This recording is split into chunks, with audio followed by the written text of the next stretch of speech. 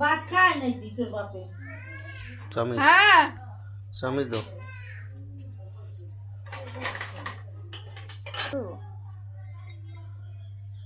একটু ভিজুক ভিজলে ওর যে অন্তর আছে অন্তরটা সহ ভিজুক তারপর একটু লাড়া দিলে ওর কার্যকারিতাগুলো বের হয়ে যাবে আল্লাহ তাআলা বলছেন যে আমি যে আমার ন্যাচারাল যে জিনিসগুলো আছে তাতে তোমরা কোনো স্বাদ পাবা না গাছের যে নির্যাস আসে এটা একটু খারাপ লাগলেও তোমাদের চোখ বন্ধ করে খেতে হবে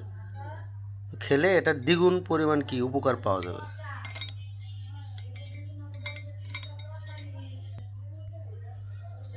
এই স্লিম টির মাঝে যে প্যাকেটটা আছে এটার অনেক দাম তাই এটাকে আমি প্রচুর পরিমাণে ফাটা ফাটা করতেছি